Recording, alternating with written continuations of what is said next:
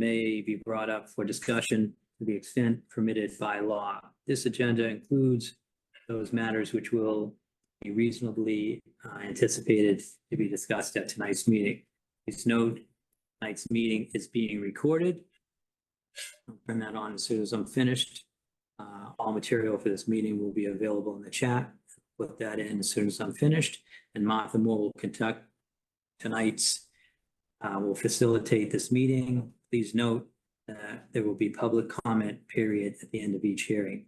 Each vote taken tonight will be a roll call vote. We'll begin with a roll call attendance.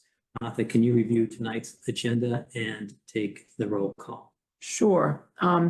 We don't have any hearings tonight, but under old new business, we have plan to dedicate the Birch Meadow Main Spine Path.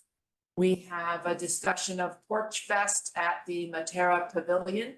And there may be discussion of violation notices, and then we will discuss the draft of the Bear Meadow Stewardship Plan and the Bear Meadow Land Use policy.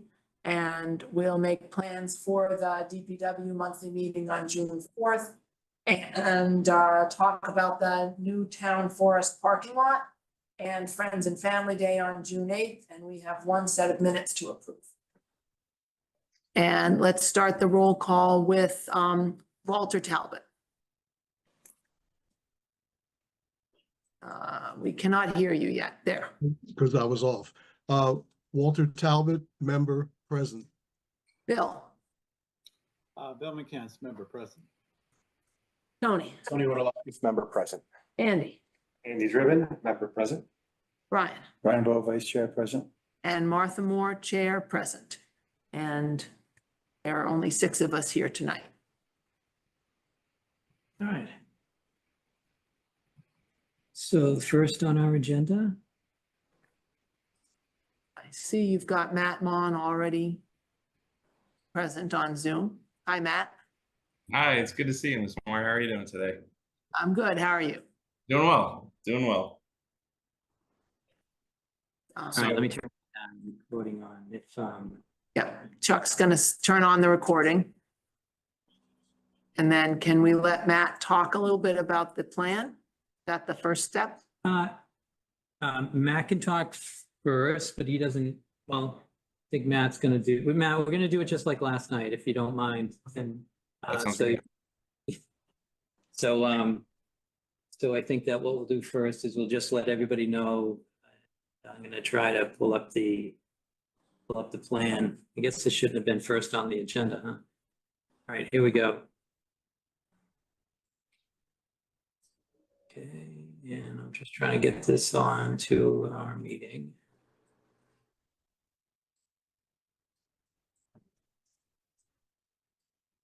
Okay.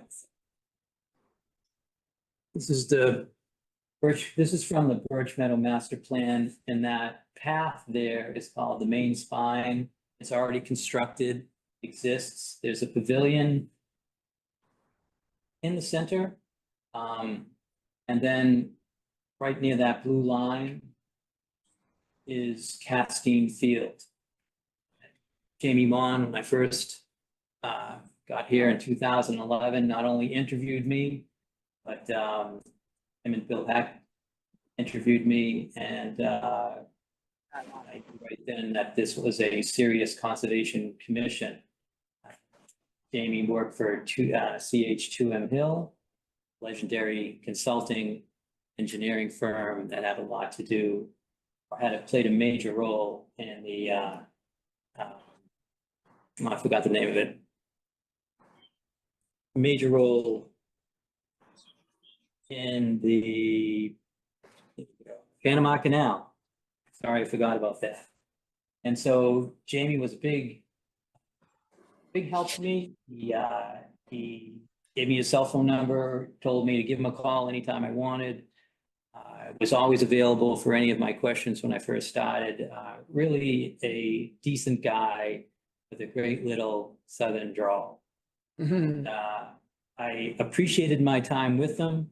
And when I was out on site visits, he'd often drive by. and waved to me. And it was a very friendly situation. So I instantly liked Reading, instantly liked Jamie. And I just want to say that it was good to know him, and I feel a lot better for that. We asked Anika Scanlon, who served on the commission with Jamie Mon for, I don't know, 10 years? At least 5 years. To also come tonight and speak about her experiences before you talk, Matt. So if you can just wait one more minute, and if you could stand at the podium and just let us know. Just introduce yourself for the record, please. Sure, happy to. Hi, good evening. My name's Anika Scanlon. I was, just for background, I was a former member of the Conservation Commission from 2007 until 2022, 21, losing track. The first, at least the first, as far as I can tell, at least the first 5 years, Jamie and Bill Hecht and a number of other people were here when I joined.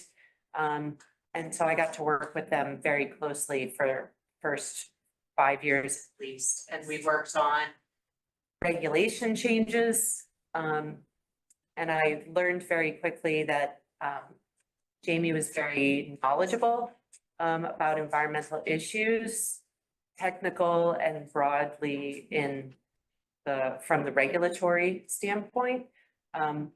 And also, I was able to work with him on a number of different projects. And he also brought a lot of his expertise into town meeting. He was a very passionate advocate, would speak up in specific situations where he knew a project was near riverfront or near a wetland or a vernal pool. And he would speak very convincingly and eloquently at town meeting, either about to explain to other town members why a project was particularly more problematic as it was proposed and what they would need to do to come into compliance with the Wetland Protection Act. So I was always kind of similar to Chuck. I was always easily blown away by some of his technical breadth and depth. And it was great to have him to work with, especially during the regulations changes. Those were particularly hard to navigate. And he could see a lot of different angles and a lot of different situations and try to help us to craft the right wording that was broad enough to fit all the different situations. So it was great working with him, and he is sorely missed. Thank you. Thank you. Hi, Matt. It's your turn now, but again, could you just introduce yourself for the record? Absolutely. Good evening, I suppose. My name is Matthew Mon, formerly of 263 Woburn Street, Reading, Massachusetts. I'm here tonight just to speak for a few minutes about the main spine path that is, it's an existing path, but the proposed dedication to my dad, Dr. Jamie Mon. Before getting into my really brief remarks, I just want to preface all this by saying if you hear any crying in the background, it's not me crying tears of joy for the possibility of this dedication. I have a newborn right next to me, so apologies in advance if there's any background noise. So this path specifically has a lot of meaning, and I think represents my dad's legacy well, from being a little boy gathering tadpoles there in the wetland area of Castine Fields to playing tennis on those tennis courts. My dad and I spent a lot of hours along this path or areas around here, talking in part many times about Concom. He served for, I think, about 15 years, if my math is right, as well as being on a town meeting member. And, I think Anika's comments were spot on. One of the areas that he stressed to me was that a lot of the work that he did was at the intersection of, science, the technical knowledge, being able to communicate those points out, and then in the background, the law and how regulation really was important to achieving the environmental purposes that he knew needed to get achieved, and I think in large part inspired me to become an attorney. And so this path here again, I think it captures his legacy well. It's I don't want to say pre-made, but it's already existing, so I don't have to be concerned about any of the environmental impact, which I think of making a new path, which I think he'd appreciate. And I really just want to say before I wrap up, thank you to each one of you for considering this dedication and just for the work that you do on the commission. It's critical, critically important, and I think if more towns, more areas, more states had commissions like this, the environment and world would be a better place for newborns like this one next to me. So thank you all for your consideration, and I really appreciate it. Right. Thank you, Matt. I think we've concluded now. So any comments from the commission or motions? I just want to say I strongly support this. When the Birch Meadow Master Plan was being made, there was a discussion of putting some playing fields in Castine Field. And I remember Jamie Mon was the one who spoke up and said, I'm sorry, that was designated a wetland. You can't do that. And that's how that wetland got delineated when they were putting that master plan together. So I think it's very appropriate that the path that goes right across the top end of Castine Field is dedicated to the person who saved us Castine Field as a wetland. Anybody else on the commission? Comments, questions? Is there anybody with their hand raised on Zoom from the commission?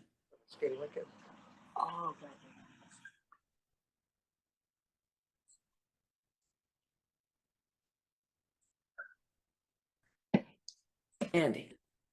Thanks for the presentation, and Anika and Matt for joining the call. I've done a little bit of reading about Jamie over the past couple of weeks, and seems like someone I would have liked quite a bit. And I'm impressed that he stayed on this board for 15 years.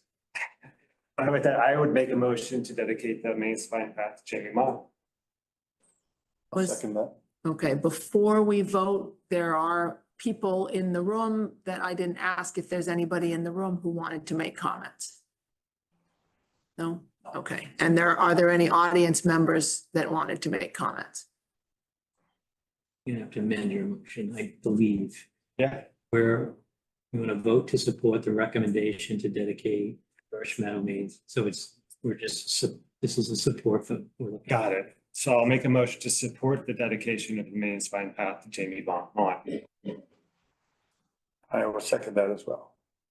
All right, I think we can take a vote. Sure. Walter Talbot's in favor. Bill McCants in favor? Tony Rotalakis in favor. Andrew Driven in favor. Brian Bowe in favor. Martha Moore in favor.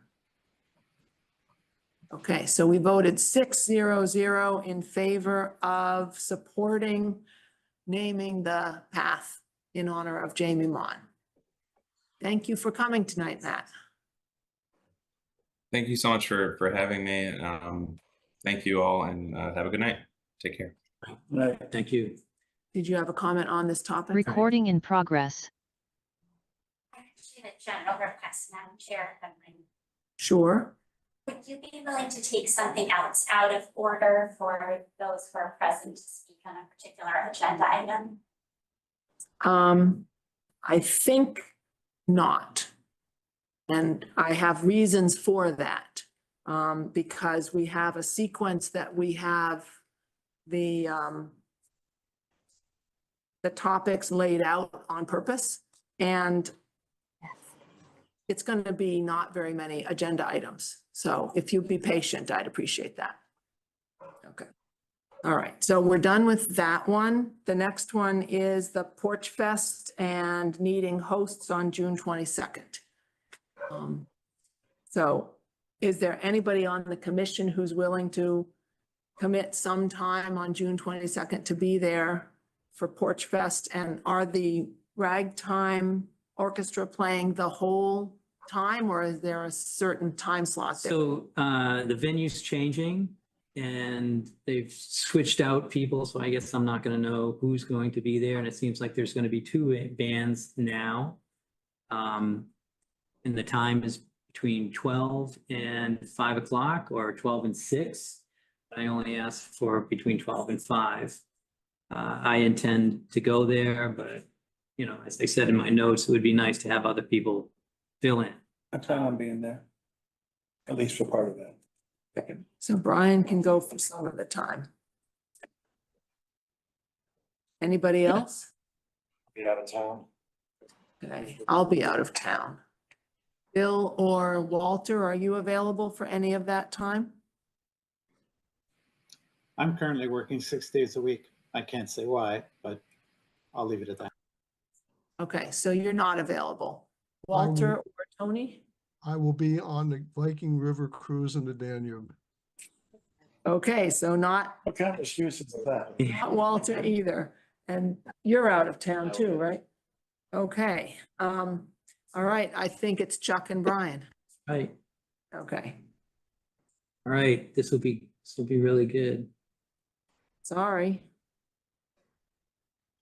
No, that's all right. So the idea behind this is the pavilion is just completed or on the verge of being completed. And I want to draw some attention to that area. And I think that this would be a good way to do it. It provides a venue for bands to play. It's been in town several times. And it'll highlight this property. So we have some other things coming up this summer to also show up. Yeah. So with that, I understand that people are busy and no problem. Be happy to take care of this with Brian. Okay, and if you need any extension cords or anything like that to make it work, just let me know. Plenty of time ahead of time. Okay, all right, so were we done with that? We are. Okay, any violation notice, yard waste encroachment we need to discuss tonight? No updates. There's a potential new one, but we don't know enough yet, so we'll have to wait. Okay, so nothing on the violations. All right, Bear Meadow Stewardship Plan. Next on our agenda. So we got an updated Bear Meadow Stewardship Plan and with the revisions from what I saw, I'm not sure if everyone had a chance to read this. But we're looking for comments at this point. And hopefully this would be the final round of comments. This is done. Is there somebody who should be muted who's not One muted? is muted now. Okay. All right, Walter, you have a hand up? Yes, I do. I had looked at this plan when it was originally presented and kind of in my own mind, and then to you and Chuck had rewritten a good part of it, at least the introduction part, for two major reasons. First is the whole section on land acknowledgement. We're using the words that it's unceded lands. Now, I'm not the lawyer, but unceded means that the proper transaction did not go through. Merriam-Webster dictionary decides ceded as yielding or granting a transaction typically by a treaty or a contract, or in a more casual definition, assigning or transferring. I think we're opening up a can of worms by saying that the land that we are going to control or work with is unceded. That means legally we may not own it. And then there's another sentence that, or phrase that says, this is presented a trauma to this day. Now, I don't want to get involved with politics. I don't want to get involved with racism, but I think this whole little section should be removed. We're not involved with politics or racism or anything like that.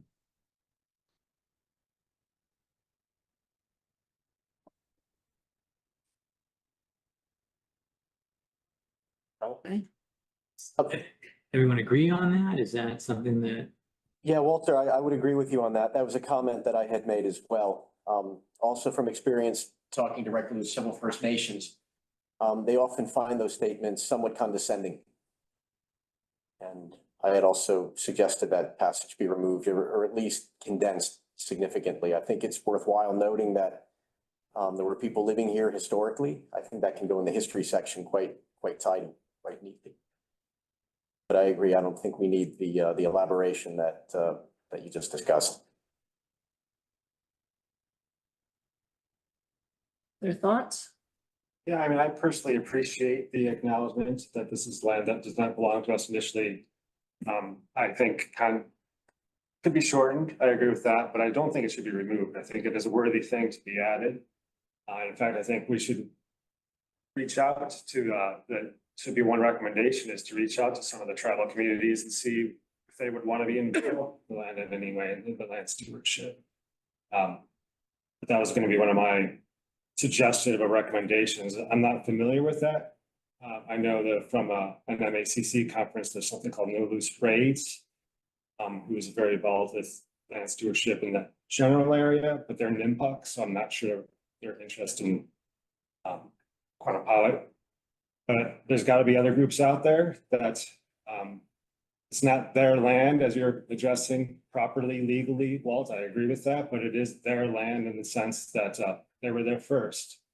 And that acknowledgement should not be removed. Yeah.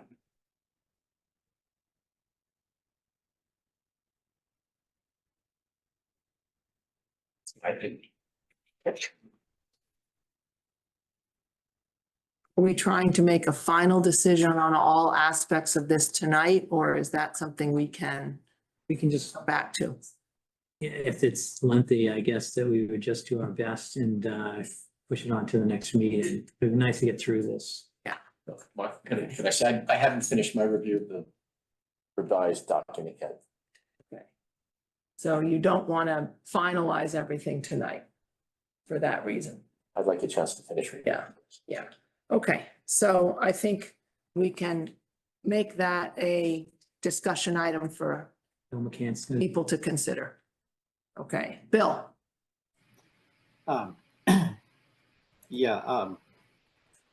Walter, just to speak about land ownership, there's no question legally in terms of what its current status is. In fact, Bear Meadow was purchased with both federal and state assistance in addition to local monies. I can't speak to it otherwise because my day job, I'm a senior federal official, but I did want to just say that about ownership status. Thanks. All right, other comments on the Bear Meadow plan as far as we've gotten to? I was pleased to see that the math on the total acreage was now adding up correctly at the beginning. And they did add Ipswich River watershed, as you asked. Okay, Did you want to go through your comments or? sure, I just, jump in. I'm not sure how you want to, one of the earlier in the document, this is vastly improved, I'll say, so that's nice. But we don't really ever address, or the report never addresses how the area is currently being used. So it never says that it's currently being used, for example, by dogs, and how many people roughly are using the trails? Is there any sense of how many people are going on the trails? And any other activities that are happening in Bear Meadow would be nice to just have a little, so we have the site setting in context, we get into history, but there's never a section just current use. So it'd be nice to have a little section like that.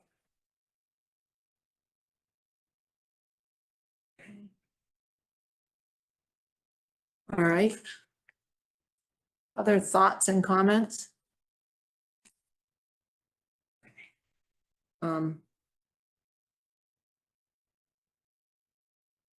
I think there are a lot of recommendations that they have for us.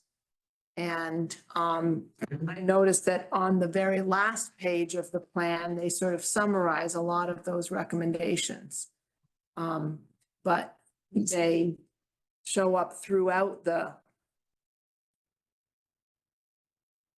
document. And the question is, do we have any interest in sort of prioritizing sequence of how we enact some of those recommendations? Or are we just going to sort of accept the whole document and then work at it as time and money allows? So do we want to set any priority of what order we tackle these things? I would think that at some point we'll accept the whole plan and then we will pick and choose projects from this list to attack as time and money allows. And actually, there's a fair number of these that are duplicate between short-term and long-term. Obviously, a longer horizon, but the same kind of topic. Since we haven't approved the plan yet, I think we can wait till it's approved and then come up with, and people could think about it, but come up with what they want to address first. Okay. Does that make sense to everybody?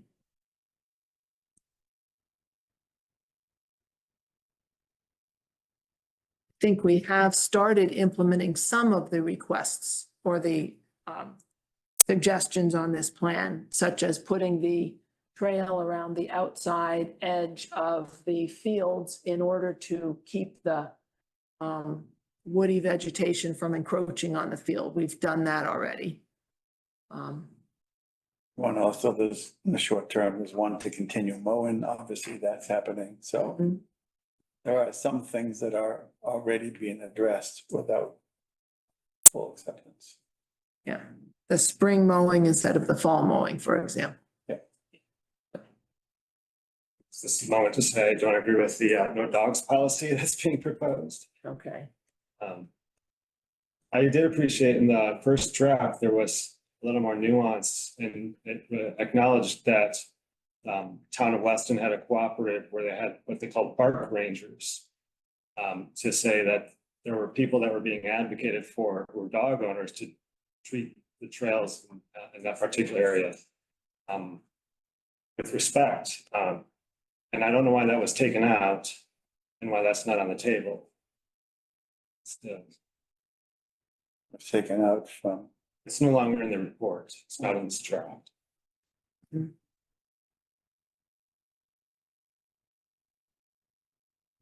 I have my suspicions of why it was taken.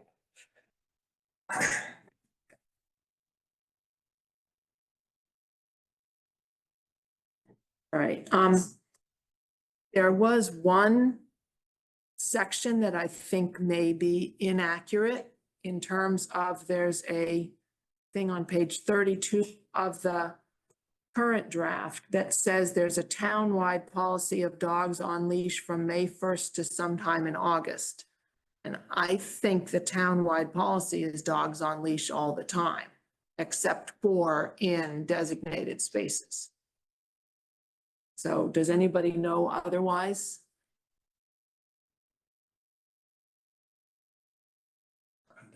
was news to me. Yeah, it's on page 32 of this document that actually now has page numbers on it. 32, page number 1. Yeah, if you look at the page number on the bottom of the page, it's page 32. Page 38 of 58, if that helps. Right.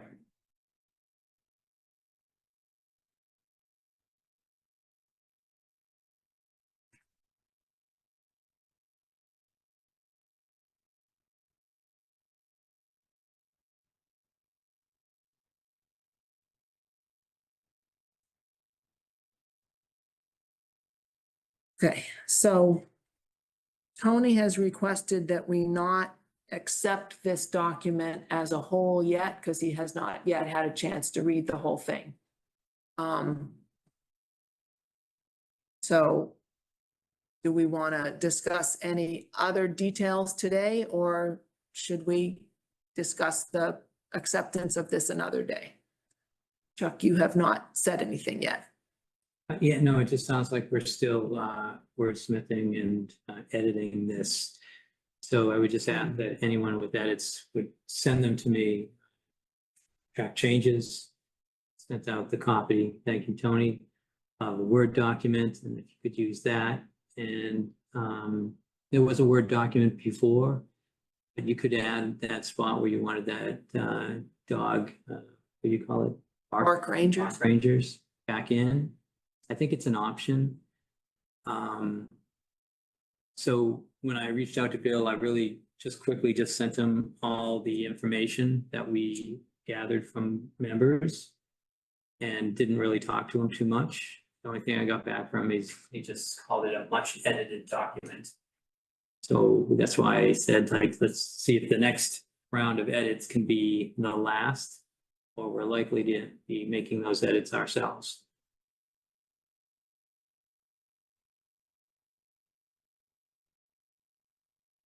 I think before we move on page 15, there are the Bear Meadow Conservation Area goals and objectives. I think those would be good to review as a group. I think they're pretty good. It's just a list. I don't know if we bring it up, or I guess we could discuss it again another time. I don't want to focus on those high level things rather than wordsmithing as a group. We do talk about it another time. Is that something you have on your screen that you could pull up, page 15 of this document? Sure, let's see what I can do. Let's want to move on, right? I don't want to move on this conversation if it's It's only 7:40. Bill has his hand. Bill, Yeah, taking Andrew's point about park rangers, I think particularly in light of the petition that you forwarded to the commission, I think that should be weighed in the balance. I found the presentation regarding the benefits of not having dogs in this particular town property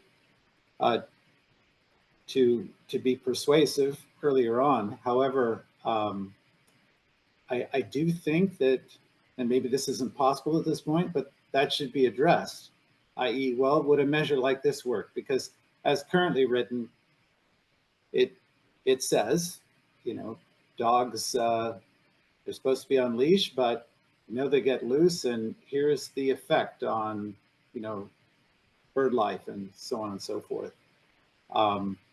And again, maybe it's too late in the process, but it'd be interesting to know, well, what has been the success of a program like that in preventing that negative impact that is addressed in the report? So I just wanted to put that out there. Thanks.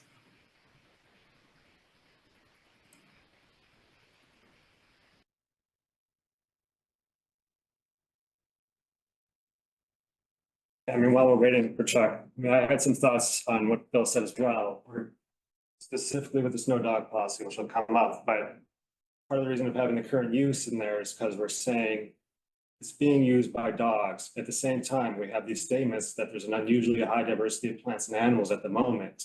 So it's not clear to me what the problem is that the no dog policy is addressing. We have dogs now. We already have pretty good wildlife there. And we have the woodcocks that are nesting with dogs. So I'm just a little bit taken. It just seems like we're solving a problem that hasn't been clearly stated. It potentially doesn't really exist. I mean, I know dogs can scare birds, but is that really having a big impact on Bear Meadow? Because he's documenting that this is a environmentally It seems rich like you're area. shifting into the next topic. So if I could suggest we wait to the next topic and we're something nuts. Yeah, we can. I mean, it's related to these objectives. It is related. So I would like to. okay, so Chuck has pulled the objectives up. Any chance you can enlarge your text a little bit so it's easier for people to see who are looking at the screen? Oh, that's much better. Thank you.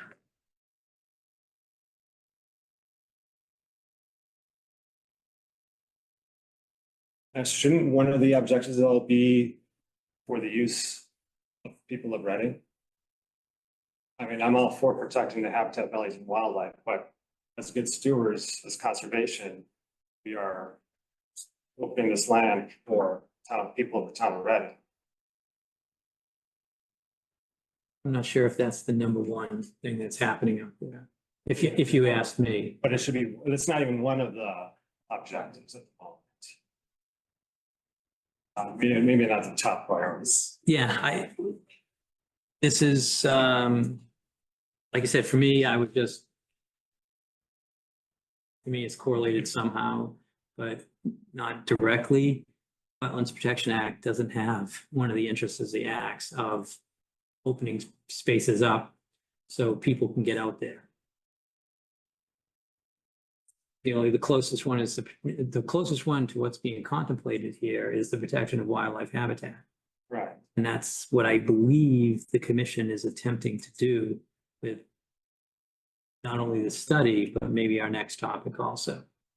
I think if you look at the text that's cut off at the very top of this page, that's the place where it addresses passive recreation. So if you scroll just a smidge and then push left, yeah, that paragraph.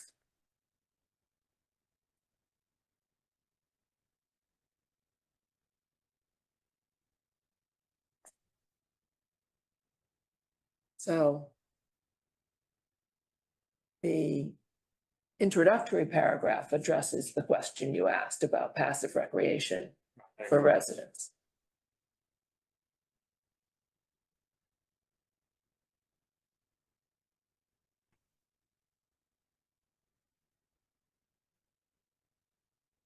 And just out of view at the top, it lists this examples of the passive recreation.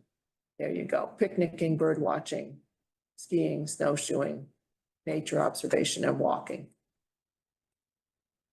So they are there. They're just not bulleted down below. Would you like to see them also bulleted down below? Is that what you're suggesting?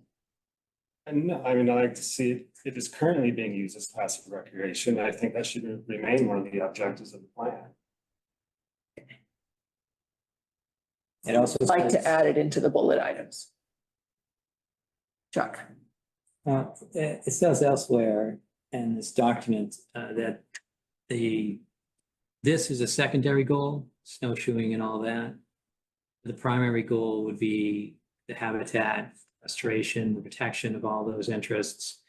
And the secondary goal shouldn't come before the primary goal.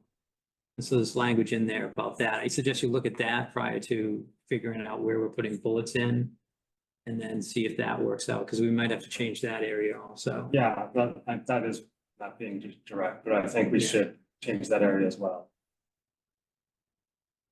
I mean, to me, we'll talk about it more, but we're a conservation group. Conservation is for the use of people first, honestly. It's the way it's been for over 100 years. Have you And read, this is kind of a discussion about preservation, which I'm completely comfortable with and happy to talk about, but that is not something we often deal with on this commission. So it's kind of taking a step outside of where we usually are. We're not we're not creating a park here, like, Castine and Birch Meadow and things like that. This is for the opportunity to see wildlife, to see birds, to see, flora and fauna in their natural conditions. And that's the protection that we're looking to do. I think that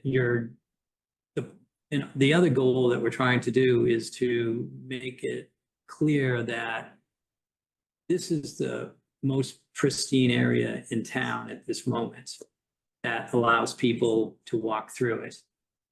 And we want to set that aside, but also let everyone know that other places can be opened up. And that's kind of the give and take of what's happening here. If we open everything up, it'll be more fragmented, have more development, and more development pushes out, wildlife and whatnot.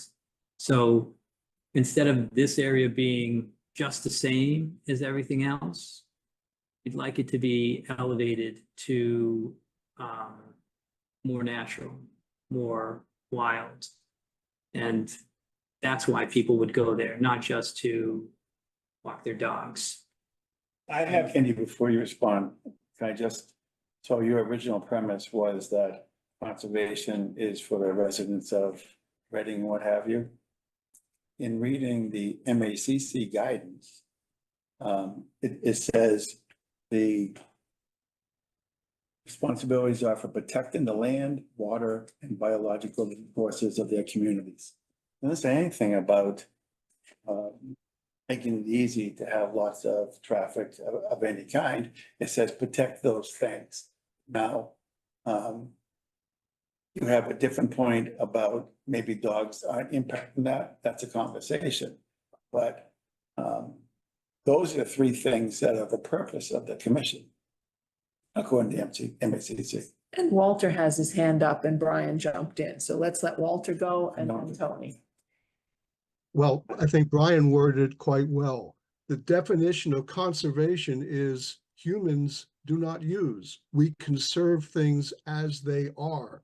Sustainability is the environmentalist term for let humans use it, but make sure humans also maintain it and not make it worse. So stewardship may be a stretch on the word sustainability. Right, Tony. Well, I'm trying to steer clear of the preservation versus conservation argument, but one action that I see this board take in almost every decision is a certain amount of restoration. Most of our projects do involve restoration, whether it's expanding a previously disturbed zone by planting native vegetation.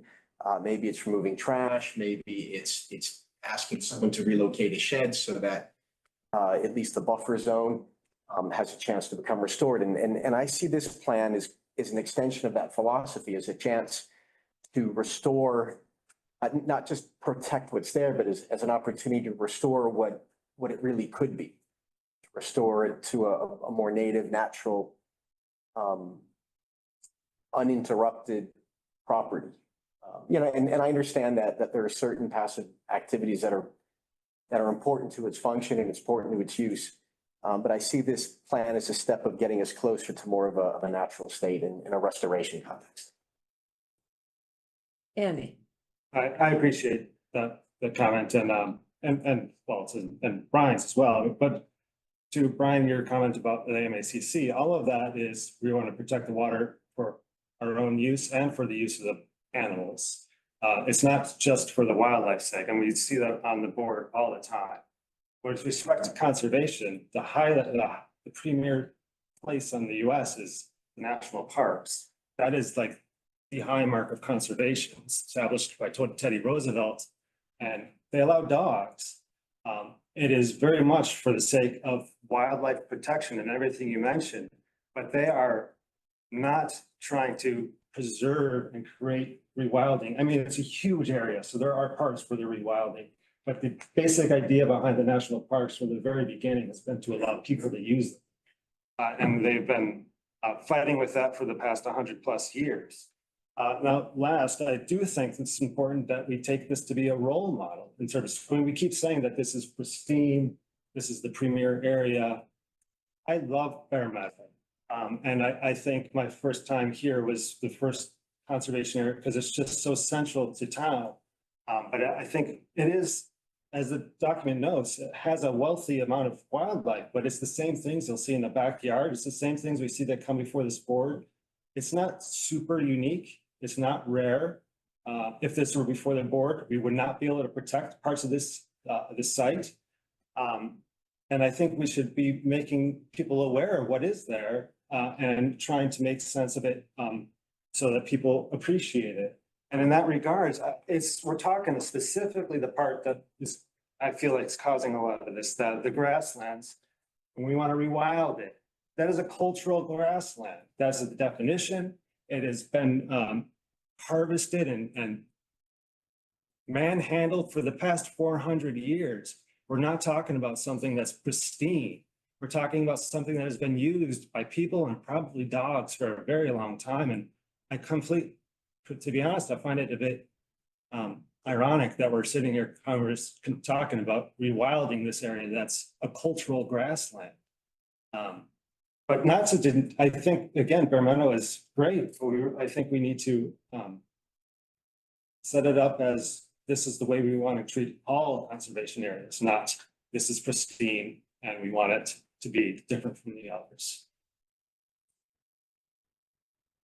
That's good, yeah. I would just let you know that even the national parks rest most of their areas and prevent the public going there while it naturalizes.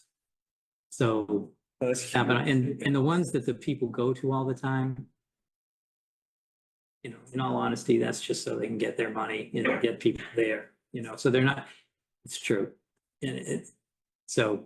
Well, no, there's a really rich conservation, preservation history between Teddy Roosevelt and John Weir and Aldo Leopold. I think it's fantastic. And Teddy Roosevelt is a strong conservationist, really putting people first. And that has been the standard definition of conservation since the 19-teens. Preservation became more popular in the 1940s and 50s when we wanted to really not build on things and preserve them. And there's been a kind of an angst between the two that still plays out today. So Walter has his hand up also. Okay. Walter, then Brian. Well, since we're doing history lessons, Teddy Roosevelt set up the national parks, set up the national forests for no humans to use. He used them for conservation. It wasn't until, actually, believe it or not, President Nixon passing all of his laws that let us use the parks and use these resources, and also at the same time do sustainability with all the laws he passed or enacted, I should say, for conserving wildlife. There's a famous example of the Hetch Hetchy Dam in San Francisco, where John Weir wanted to protect Hetch Hetchy. And Teddy Roosevelt, as the president, was able to veto John Weir. You know, John Weir is the great conservationist. And there's quotes that you can see at the Museum of Natural History in New York from Teddy Roosevelt, where he says that conservation is about the greatest good for the greatest number of people. He was all about making sure that whatever was happening in these lands, which he had a great appreciation for, was people first, nature second. Not necessarily you have to agree with that, but that is conservation at its core. Okay. Brian. I think it's problematic to be pointing to a view of conservation from over 100 years ago. Things change, knowledge changes, time change. These different studies and as I've read, they're all fairly recent, 2006, 2007, whatever. So did Teddy Roosevelt ever study what dogs did to a natural area? No. So this is new information. So we shouldn't be held by what Teddy thought, as opposed to what scientists of today are discovering and concluding about the impact of dogs. As I said last time, dogs off leash is the worst. Dogs on leash still have problems. They have the problem because they still stress a wildlife. And you said birds. So do we. I agree. When you stress them, they may be displaced. They may find a new place to live and do everything, which has less cover, perhaps, or less food, and so they don't survive as well. You have the fragmentation of the populations. which has a measurable impact on populations, especially of ground dwelling animals. And you point to the fact that this person, Bill, Mass Audubon, walking through, documented a rich diversity of wildlife in there. That's true. But that by itself does not prove that there has not been an impact, nor that there won't be an impact. Just because you see some things now, either fewer than there were before, are the population stressed, and what other factors play into that besides just whether there's commons there. So I would suggest that we do what we can to understand what the science is, what the research is, and make a decisions based on protecting the things we're supposed to protect, which is land, water, and biological resources. Biological resources is the wildlife, among other things, So to me, I really don't want to hear what John Weir did or Teddy Roosevelt did or Nixon did. These studies are much more recent. What I would like to see is a study that shows that the dogs are having an impact on Bear Meadow. Those are generic studies that are saying dogs have an impact on wildlife. People have an impact on wildlife too. You acknowledge that. These are about fundamental assumptions about our relationship to nature. So we are a conservation group. That name was probably chosen very carefully. We're not a preservation commission. So I think you have to be somewhat respectful of that name. If I could read from the Organic Act of 1916 that established National Park Service, signed by Woodrow Wilson, not Teddy Roosevelt. The purpose of parks, monuments, and reservations is to conserve scenery and the natural and historic objects and the wildlife therein, and provide for the enjoyment of the same in such manner and by such means as will leave them unimpaired for the enjoyment of future generations. So I don't think it's accurate to say one way or the other that it was meant to outlaw human activity or to outlaw, or to completely preserve what's there. I think we have to approach this with some common sense. I think we have to approach this for what the property itself needs. If there is an idea of understanding what the adverse effects of dogs are, a way to start might be to stop dogs from going in and see how the property responds over a 10-year period. That seems drastic. I don't disagree, I mean, but that's an experiment. And you're also removing the land stewards that are taking care of the land. So I think it goes hand in hand. But I mean, we're here to discuss it. I think it's out of, I've seen a lot of wildlife discussion that gets kind of pushed off to the side in former conversations. I love, you guys know, I'm all for protecting the wildlife. That is not my agenda here. I have a dog who, I do not walk around my dogs there very often, but I did walk my dog when I first got her there. She was from Mississippi. She's a rescue. And that dog had never seen anything like that. Since I've had her for 5 years, I've never seen her so excited, hopping on 2 feet.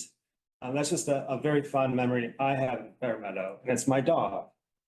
And I mean, it was a very, she was on leash, and it's just one of those things that, I mean, we could have taught her to any other one. That's the one I happen to go to.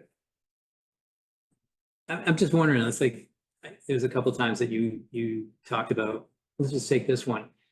But why was the dog excited? And to me, it sensed, smelled, and understood that there was opportunity there. And that's what we're trying to protect. Because when the dogs walk through, they can sense that there's birds nesting just a few feet away. And you thought, hey, this is great. My dog's so happy. And I'm wondering, what did they sense? What was the sense that was going on? What was the dog after? Why was it so excited? I mean, you must have let it roam in other spots. This is a new spot, and what's different?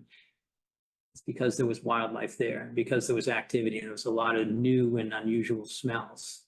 Could be, don't disagree, but she stayed on leash. She's not, as far as I know, get any birds. And she was pretty excited around her own neighborhood too, but there was a level of excitement there from her and, yeah, I mean, again, we're addressing, I just feel like there's not a known problem.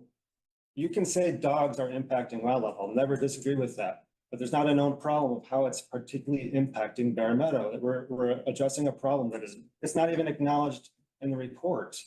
We're kind of assuming, because the science says that dogs are gonna have an impact on wildlife. That if we remove the dogs, then we're gonna have more wildlife. But I don't see it that way. And I'm not even saying to be more wildlife. The point is to protect the habitat and therefore the wildlife that's there. I'm not saying we're gonna grow a population of, more woodcock or anything. To protect what is there and that dogs threaten, whether or not it's a well-behaved dog from Mississippi on a leash, your average animal isn't gonna know that. They have instinctive responses to predatory animals. And the fact of the matter is, sometimes dogs do win. There is a direct impact. But even if all they do is walk through and leave their scent, that has an effect on the wildlife, their behavior, and whether or not they get displaced. I have research that says people have an impact on wildlife. But they do. And if you want to make the suggestion that we should keep people out of there, I think that's going too far. You can do that. But dogs are clearly a much bigger threat instinctively to animals that dogs have historically eaten. I don't have the research that says dogs are a bigger impact than people. I would like to see that. So, and of course, you realize that every dog marks its territory on top of the previous dogs who just marked their territory. So this is what the wildlife avoids, and this is what stresses them out. And it's not, hey, Andy's gone.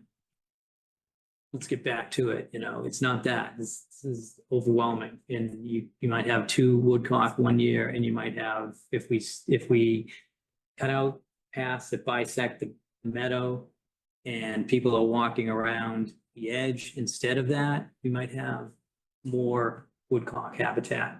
You might not have any, something else might get in there, but you don't know. And I think if you're satisfied with what's out there now, it would only be enhanced. I'm hoping for some more, maybe we can find some, 10 years from now, 5 years from now, maybe some mega fauna comes in and something that's really notable. Yeah, I think we should advocate for more park rangers, people with dogs. I'd like to see that explored more. There's no opportunity. I actually just had a discussion tonight with someone in town. And everyone agrees that would be a great idea, but it's not something the town's gonna do right now. So I don't know how we can fund that. And I think that that's a great opportunity also, because if we said one dog and one, on a leash in Bear Meadow, and that's what happens, or you're either kicked out or you get a fine, and there's someone there making sure that happens.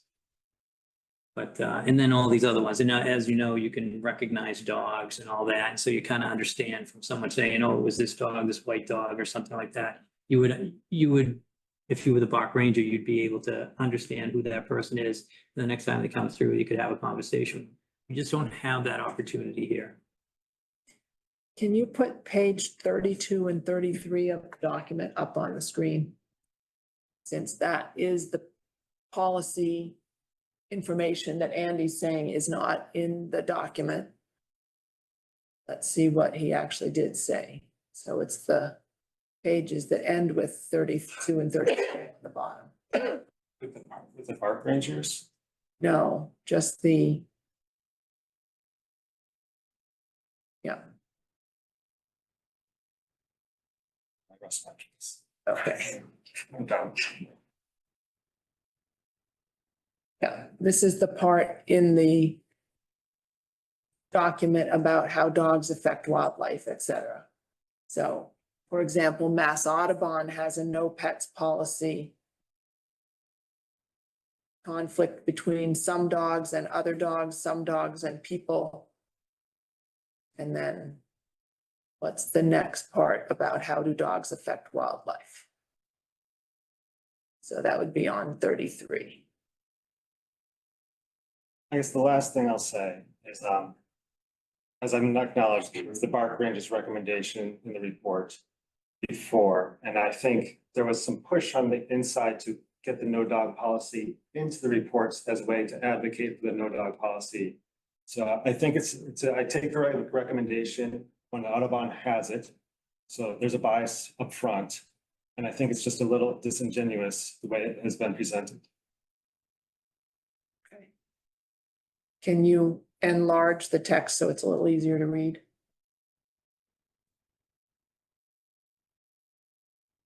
Thank you.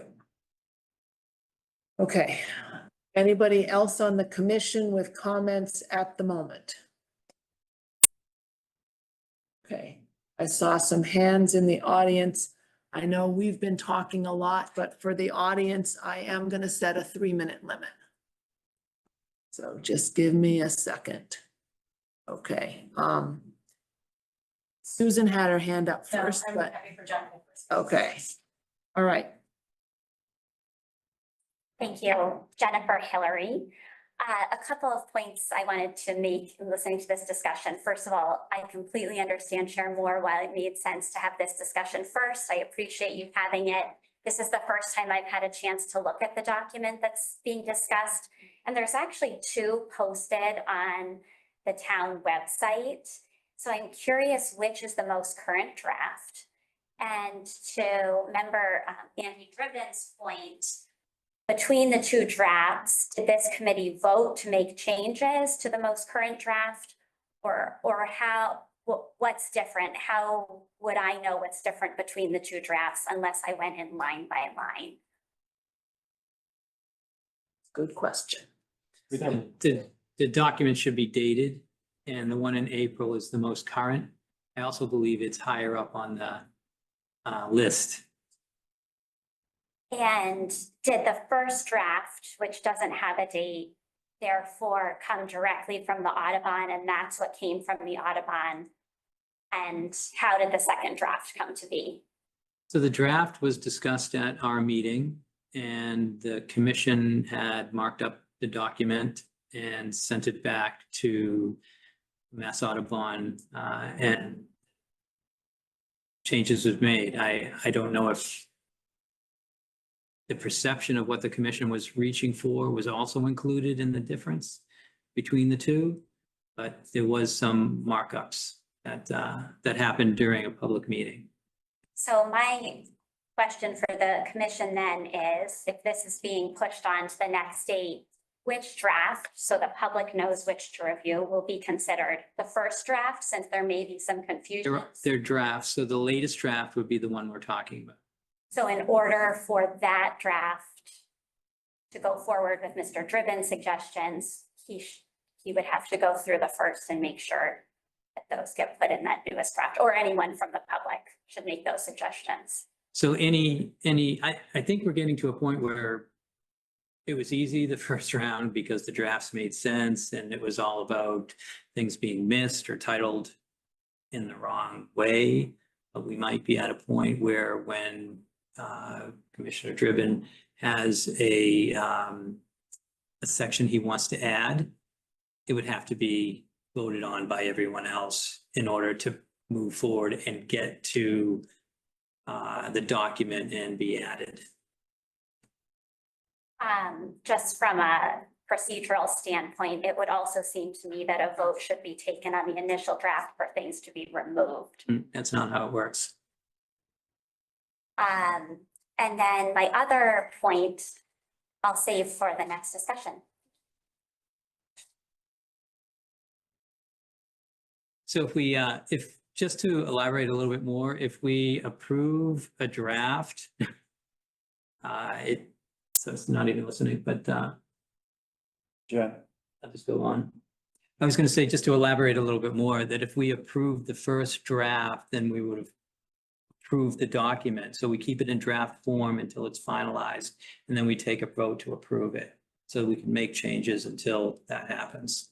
But I thought about removing the original one, but I thought just to keep everything open for everyone looking, they could see that there's two drafts. This is the original one. This is where we're at now. I could work on how they're presented on the website so people understand it was the next generation. And the easy way to tell which is the first draft did not have any page numbers on the bottom of the pages. And the second draft, he put in page numbers. So that's a really straightforward, quick thing to notice. If you're reading one with no page numbers, that's the original version that was awkward to work with because of the lack of page numbers on the actual pages. Yeah, it's the April 2024 is the current one. Okay. All right, Okay. Will, Oh, no, Susan has her hand up first. okay, come on up to the podium if you're gonna talk, because we can't hear you on the mic unless. That's fine. Susan Bowe. So just a few observations yesterday. Jen and I were walking in Bear Meadow. And we came to a junction where somebody had hauled out of the earth like a iron bar railing type thing that had a chunk of wood attached to it. And they just had placed it very precariously up on top of this wooden stake post that tells you with the arrows which way to go. So being good stewards as we are, we took it down because somebody, it might have fallen, they might have tripped over it. It was just kind of happenstance. Where did that come from? Why did somebody haul it out? Why was it put up there? Just like weird. We also took pictures and noticed that the deer stand is still there, even though it's almost towards the end of May. And another observation, I just wondered, did you guys work with Mass Audubon as far as the bluebird houses and where they're situated and which bluebird houses are actually used and their flight patterns? Because the brand new big trail that goes back behind is right in their homes. And I know that we're trying to, protect animals and things like that. And I just don't feel that having the new trails so snugly in their backyard might have been the best place to put that trail. So I just wondered if you actually did a survey with Mass Audubon and if they knew about the bluebird nesting and where the houses were that were being used. And that's why they suggested you put it up there, or was it just thought about to be put up there? And then the other thing is, if you're, I think it's great that you're inviting people to come and use the gazebo and stuff like that, but is loud music gonna be the best thing for the animals and their habitat? Because that certainly hasn't happened in the past. So there's a lot of things that are being done that might contradict some of the activities you're suggesting not happen.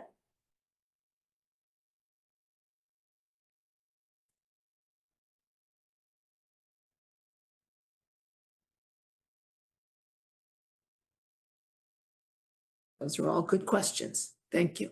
Will,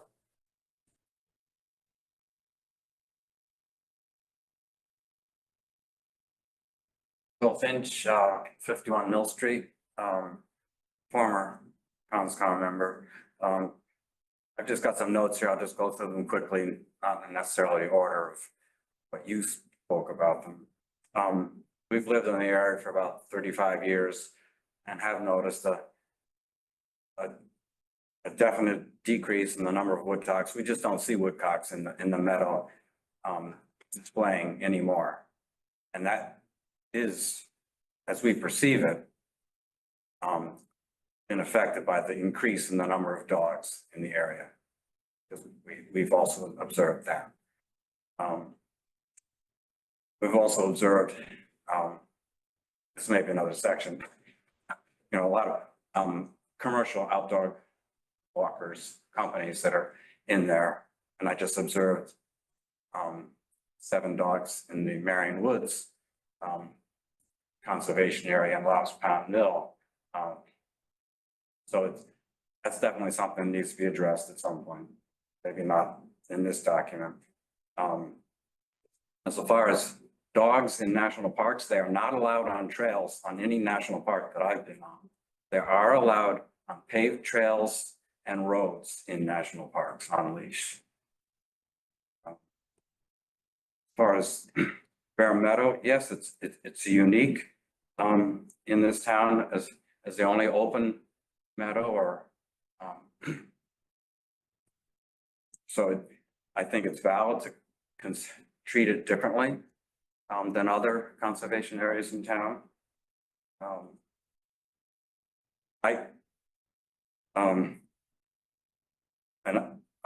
Why not accept the opinion of scientists that dogs have an impact, a negative impact on the wildlife, just as Chuck was saying about dogs marking their territory.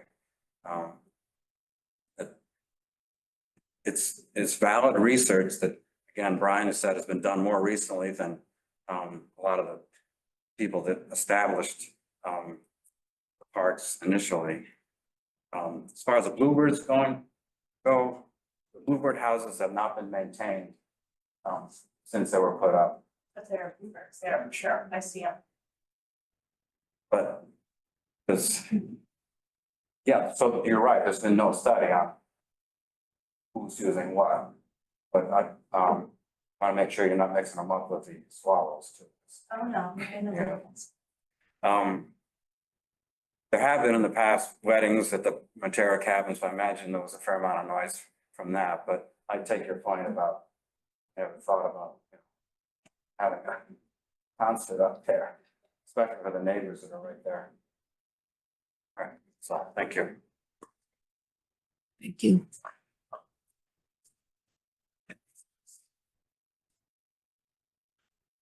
All right. Anybody else?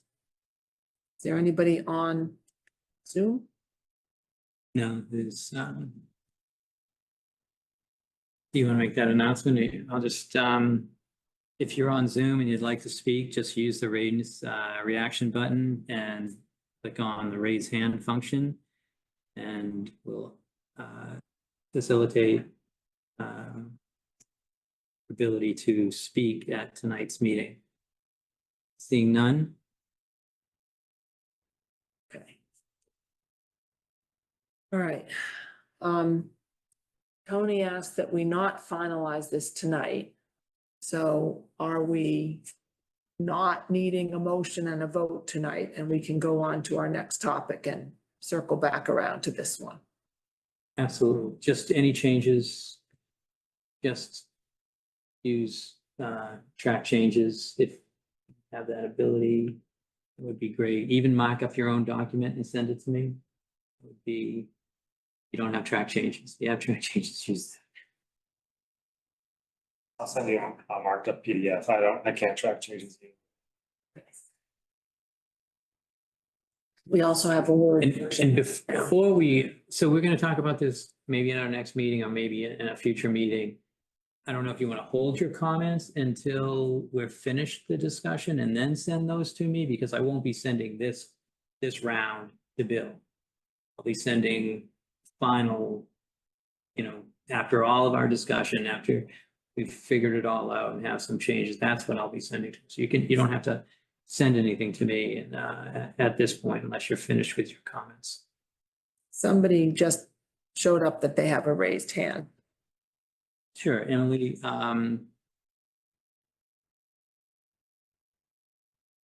happened here? Do you want to unmute yourself and introduce yourself for the record? You can turn on your video if you so choose. Oh, well.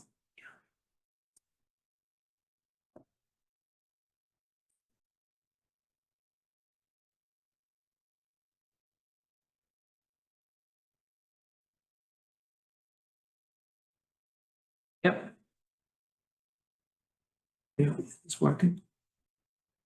Yeah, you should be able to unmute yourself, Emily. Okay, can you hear me now? Yep. Please Awesome. introduce yourself. Hi, my name's Emily Adams. I'm at 725 Haverhill Street. And I'm sorry I can't be there in person tonight. I'm actually working from the emergency department in Everett. So took a quick break to join you guys this evening because I feel extremely strongly about what we're talking about this evening with Matera. I actually moved to the area because I love that green space that's there. We walk in it every day with our dog, who is always on leash, and we always have poop bags. So if anybody ever needs poop bags, we have them. And my toddler. And it's very important to me that I am able to get my kid out and into the nature and experiencing nature and learning about it. And the dog and the kid kind of come as a package deal. They're best friends. Our dog even helped us do some conservation work there. He found a baby owl, and we were able to take the baby owl to a shelter. The shelter was able to make sure that he was okay and able to be returned to the nest. We paid the $100 fee to get an arborist to climb the tree and safely put the baby back into its nest. And now we have an owl that lives there that we see regularly.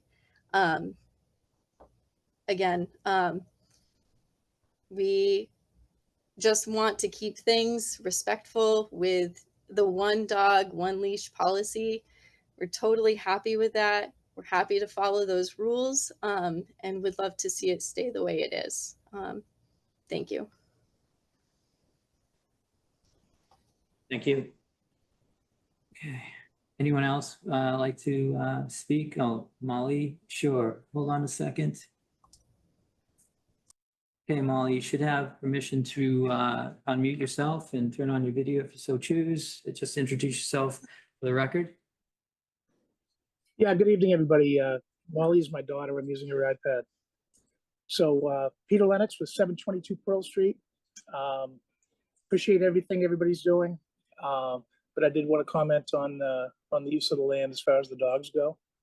I'm a 61-year resident of this town, and we moved into this property in 1994. So we've been through the various iterations of what that land was used for, with the kids ripping it up over there, and the police have figured that out long ago. But over the years, we've seen a lot of people go up to that property recently, and most of them are dog walkers, to be honest with you. They're always very respectful. They have families up there with the dogs. And a couple of years ago, there was a move afoot to put some signs out to attract more people, I would imagine, to the property. It's a beautiful place. We're out there all the time. Like I said, most of the people that I see are walking dogs, very respectful. Most of them are on leashes. There have been some incidents that dogs are not on leashes. But for the most part, again, very respectful. People are very friendly. Dogs are very well behaved. And I'm sure there's incidents there that I'm not aware of. But I just wanted to comment on that. We have two dogs that absolutely enjoy the property. If we try to take them down the street, they want to go straight to Bear Meadow. They absolutely love it there. And they enjoy the trails. We walk through Bear Meadow and out to Haverhill Street, down Haverhill Street and back. It's a great walk for them. And we meet a lot of friends along the way. So I can't say enough about the property and how the dogs enjoy it. So thank you very much. Thank you.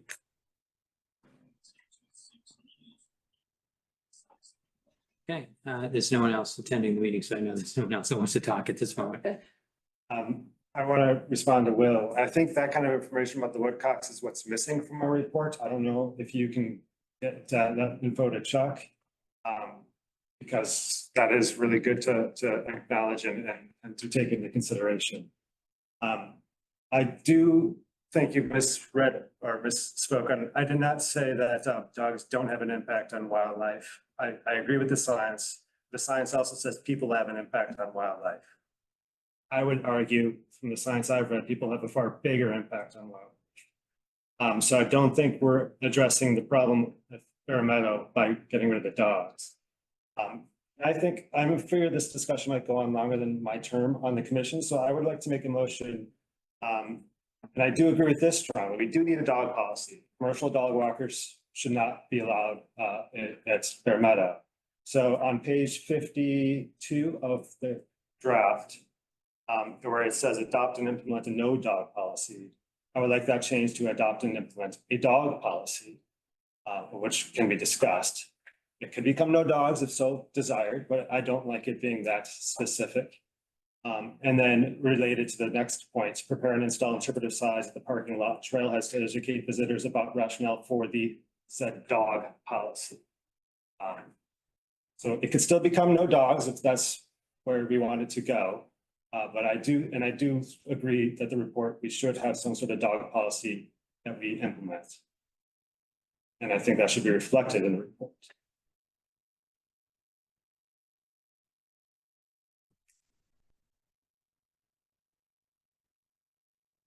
So you're making that as a motion right Motion, now? I mean, I could put it in the comments.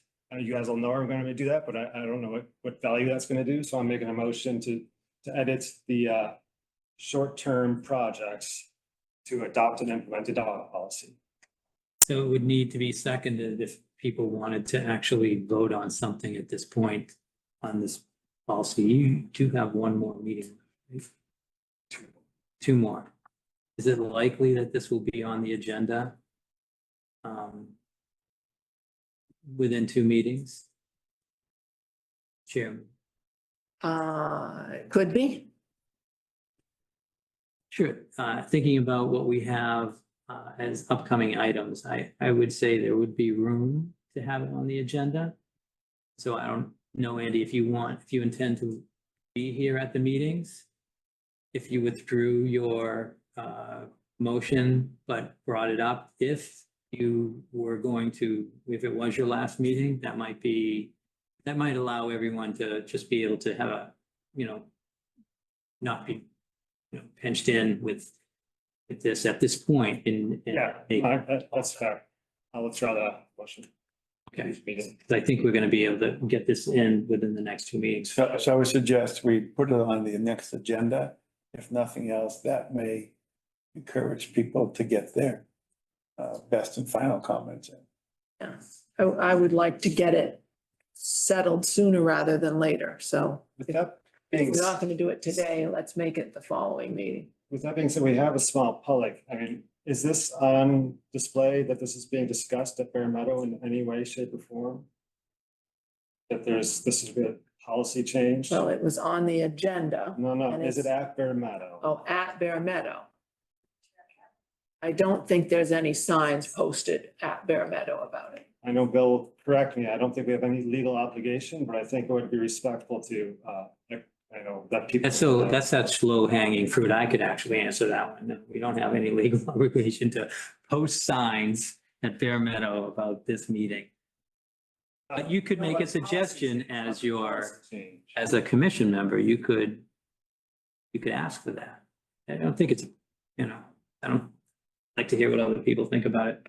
Yeah, I mean, I guess I don't know. I would like to see the people know that there's a proposed policy change for the dogs, and that should be. We had more people at the first meeting. It seemed to, people seemed to understand what was going on, and it was posted in the same way with the same language. It was not clear on the agenda that it's all kind of hidden within the Bear Meadow discussion. And you have to kind of be in the know. I'm just gonna say it came up at the previous meeting when we were in that tiny room over there, that if we're going to be announcing this to the dog walkers who are currently walking their dogs at Bear Meadow, how do we get the message out to all the other people who might use Bear Meadow if there weren't dogs walking there? It's a fair And there's question. probably people in town who would be thrilled to know that there is a piece of conservation land where they could bring their toddler and not be worried that there's gonna be dogs in that property. I think that's a fair question, and I think that's community outreach. We have done zero community outreach to That's get true. any This is right or not- left side or right side of that. This is not public, this is conservation land. This is up to this commission to manage this piece of property. It's not up to how many ever dog walkers and non-dog walkers come in here and all mad about it, or the other people that say often enough, I've been in the town forest meeting, there's usually someone who comes up and says that they were bit by a dog, or they saw somebody not cleaning up after their dog. And it's the same. I mean, we could have 400 people here. We're gonna get both sides again. So I don't mind putting something up there. But what I don't want to happen is the Conservation Commission to think that this is a popularity discussion. It has to do with how you want to manage the land. And that's it. And the Bluebird, that was discussed on our first site visit with Mass Audubon. And they suggested the path. So the benefit of the path, not going through the center of the meadow, must have outweighed the bluebirds. And so that's what we want. And there will probably be a path all the way around that perimeter. And I'm sure something's gonna lose out. But on the other hand, the benefit that we were told about having one connected piece of grassland outweighed any of those other minor distractions. And Tony brought up a good point too. All the edge corners that live there, where they habitat, and that's where they like to be, right there on the edge. Now we're driving people in that area. So it might be something to think about to keep that path out a little bit more.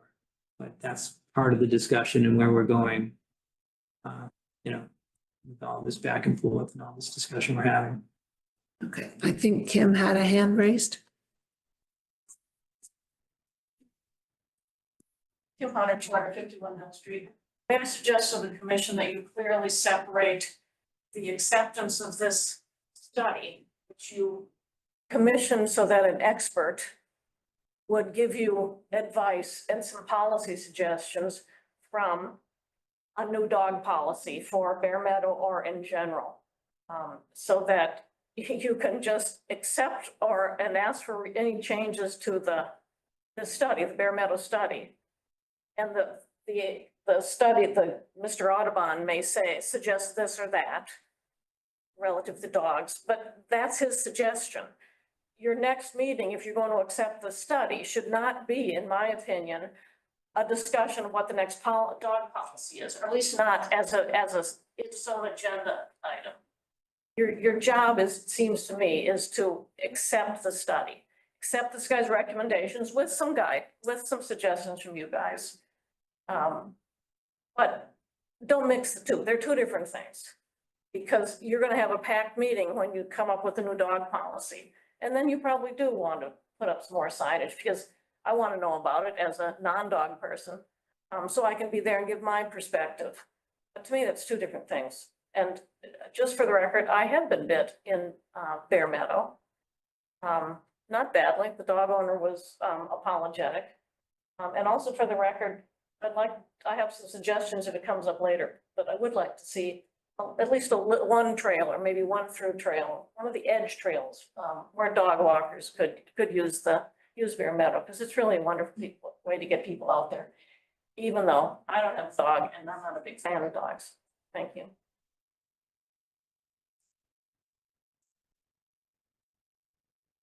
All right. I think that's an interesting suggestion, though, in terms of timing. I think if we shouldn't approve the land use change on the same day we approve the plan. Because we could, I don't know, it just seems like the public should see the plan, and then they could also take the consideration, and then we could have a meeting after that to say, all right, this is the plan we finalized. How is that going to impact our policy? And then you need people to process it. We've processed it. You need to give people the ability to try to process it. I know that might push me out of the discussion, but I think it's fair.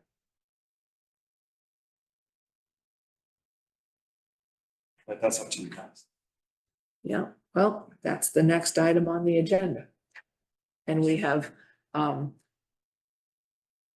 spent a lot of time on that topic without actually getting there. Okay. So, shall we move on? It is 8:32. We've spent an hour on What's the next- this. I'm confused. Are we going to conservation in monthly meeting?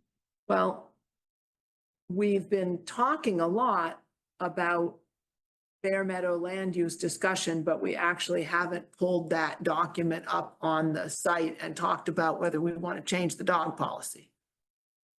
So far, as I know, we're still on draft Bear Meadow stewardship plan. So the next item is number 5. And Kim probably has a very good point that we should not be doing them on the same meeting. But that is currently what's on the agenda. Her bigger point is we should, the recommendation is from an expert, and that's their opinion, and I agree with that.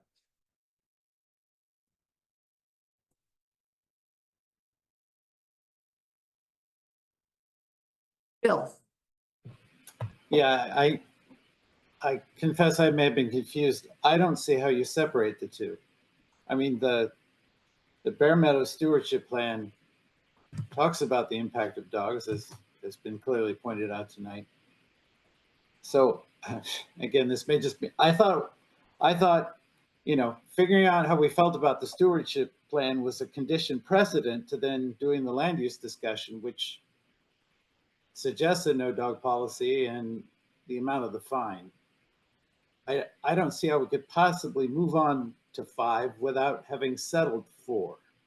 So I guess I'm in Andrew's camp on that. Thank you. It's a good point. Maybe we should just review the changes and hold off on a vote until we settle the, and again, I think the one expert's opinion, and we have it out there, it's almost like the open space plan. We're not going to do everything in the open space plan, but it's there for reference, and we'll make policy based on it or craft it in a way that fits the town. So I think that that's what we have here with this stewardship plan. Something to think about, to strive for, but may not work. So I do have this up. So I don't know, Yeah. Brian, do you want to go over these changes? And Bill, are you, I just see that your hand's up still. Are you, and I'm not seeing the screen. Are you all set? I apologize. Yeah, I just didn't lower it. Sorry. Okay, thank you. And Molly Lennox, which is not Molly Lennox, want to unmute yourself and Peter Lennox. Peter. No, I am all set. Thank you very much. Okay, great. All right, we're all good. All right, so, yeah, Get closer. sure. Okay, so the point of this is just to lay out what we are proposing to change. This is not to arrive at a final decision and to vote on the changes. This is just so people can see the document. So things are highlighted in yellow. Obviously, the first date, May 1st, is gone by the boards. That will have to be updated whenever we get to the point of accepting proposal or not. Next line is all visitors must remain on the marked path. That's again, to minimize any vegetation of wildlife disturbance off the path and move down traffic. Okay. All right, so this is a clause that's intended to cover all the conservation areas. So it's saying with one exception, which would be Bear Meadow, if and when that is decided that way. With one exception, dogs may enter conservation land provided they are on leash, on marked paths at all times. So this is common sense. It means everywhere else, at least, you can have dogs, have to be on a leash, have to pick up after them right away. And this is proposing a limit of 3 dogs per dog walk. The exception is if we decide to have a no dog policy at Bear Meadow, which we're not deciding tonight. We've done, John. I think that may be it actually. And so the blue here is just something that we need to talk about. That's $100 fine per violation. That obviously hasn't been updated in a long time. So it's something that we should consider again, when we get to this. The matter overall. So only a few changes, although they have some potential big consequences. So, okay. Any questions or comments on these proposed changes? Can I ask you to make the text bigger on that screen too? I'm especially thinking about somebody's watching on TV, they won't really be able to read that. That's the idea. You got up to get closer. For sure. There we go. All right, so there's another step involved. So there's ticketing for violations. If we're going to do a fine in some way, Conservation Commission must update their regulations to add violating this violating of these rules for conservation land in Section 8 of the enforcement and update the fine schedule. And once we do that, so in the regulations, then we would bring this to the town accountant, who would need to either set up an account, which I don't think is going to happen, but that's an option for some boards, or these fines would go right into the general fund, which is what I suspect would happen. Now, that whole line there already exists. All we were questioning is whether we should change the $100. I'm telling you how we're gonna do violations. Okay. How. So we're gonna vote on this, and if it has a violation, there's another step to do. Okay. And I'm going over that now, which is we have to update our own regulations because this violation doesn't exist in that. Okay, so we're gonna update our own regulations. And we're gonna update the fine schedule, which is in our violations, and that's under Section H. It's in our bylaws. Nope, it's in our regulations. We can't update the bylaw. But it may No, mention I that we can just- I change was our. correct in you saying Okay. in our violations, meant in our regulations. Okay. Okay. Yeah. Then the ticketing would have to be filled out, and I guess all commission members would be able to do that. And we have ticket books, and you would just fill them out. Pretty easy, just fill that out. You would cite the section of our regulations that they're violating. They would have to pay the town clerk within 21 days. Or it could become a criminal complaint. So just so you know what would happen if someone didn't pay.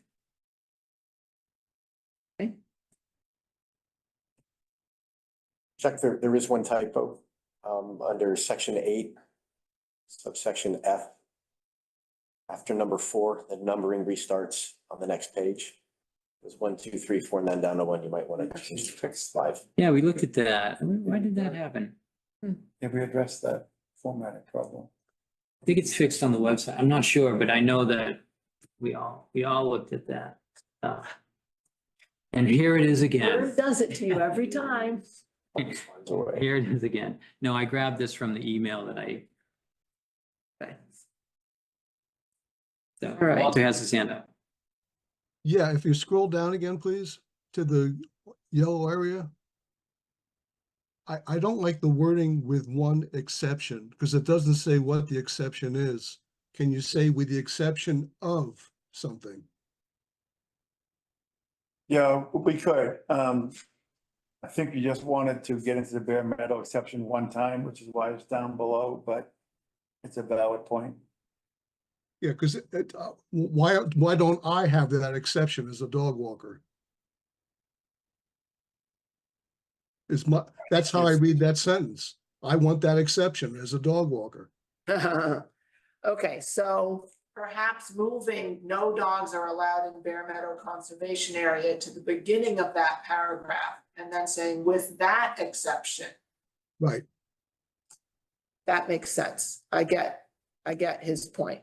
I get the Okay. point. I think that's convoluted. Yeah. I think it would be easier to say with the exception of Bear Meadow Mhm. and then that rather than Yeah, breaking it down further. okay, I mean, it's the so, same point, just different word. so we can We can update it wordsmith draft. that before the next time we discuss this, Yeah. because it sounds like that there's expectation that we will not pass this policy tonight. Is that correct?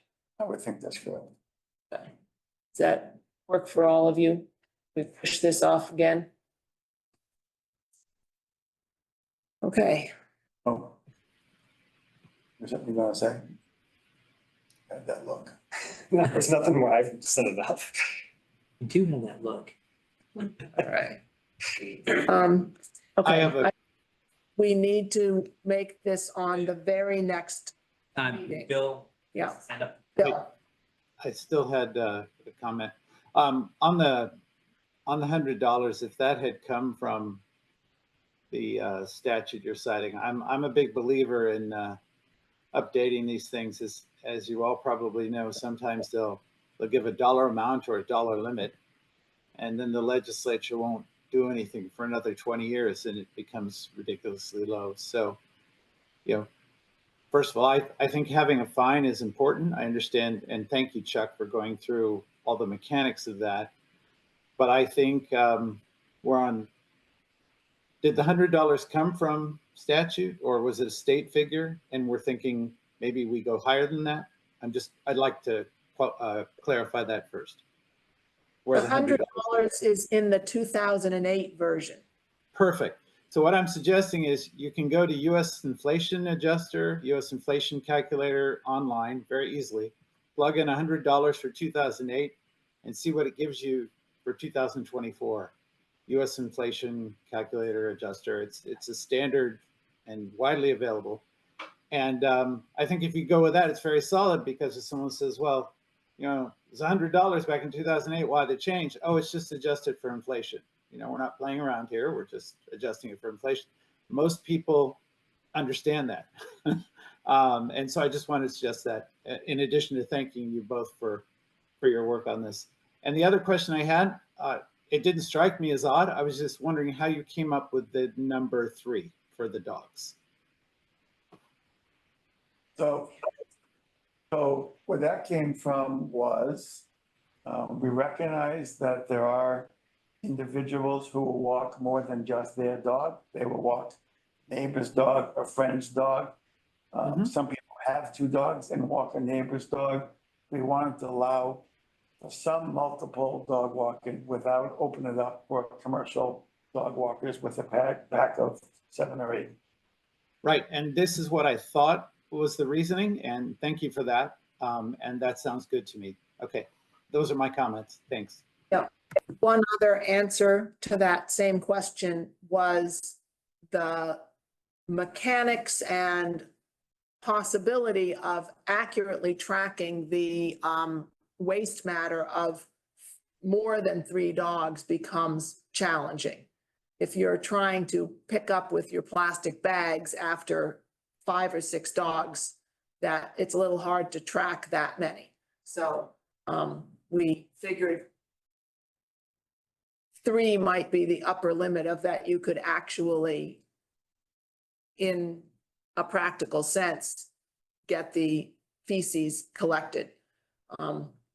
And we're ignoring the fact that those dogs are all going to be marking their territory, but at least we're not leaving the feces lying around. Brian. And Bill, I want to say one more thing about the $100 fine. Yep. I like your idea of figuring out what the inflation adjustment would be.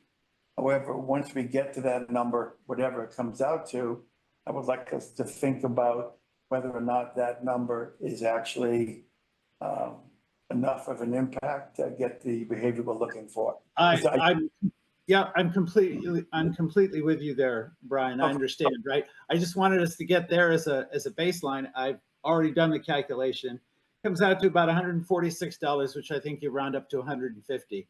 So 150 is adjusted for inflation. And as you said, then we can talk about, is that enough as a deterrent?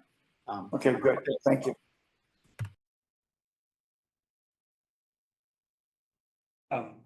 This idea, town forest has their own dog policy, correct, that they've been updating? But they have updated. They have updated. I don't think, okay, difference town forest has to be voted on by town meeting. And ours is just with us. I don't think theirs has been voted on yet. It is not. So that, not the new one, whatever it actually says now, has not taken effect. Do you know if they're suggesting a 3-dog limit or what their limit is? Their limit is less than 3. Okay. I'm not opposed to changing it to 2. I guess, Be consistent with the town force. and just for my own, if I'm walking 3 dogs, I'm gonna be in trouble. Yeah, I know there's a handful of people that have 3 dogs. There's a handful of people that have 2 dogs. But it's consistent with town forest, and I think it's a good policy. It's no problem when they're all off leash, but when the policy says that they have to be on leash, then that ends up being a problem. With the 2-dog limit? 3. Well, yeah, probably easy with 2 dogs on leash than it is with 3 dogs on leash. Oh, they must be on leash, so that's. So that's another reason 2 dogs makes more sense, but I don't know. I mean, Brian looked into this. It's just another motion. Yeah, when we get to that point, is it going to be 2? Is it going to be 3? Yeah. At this point, it's a proposal. We'll have that conversation.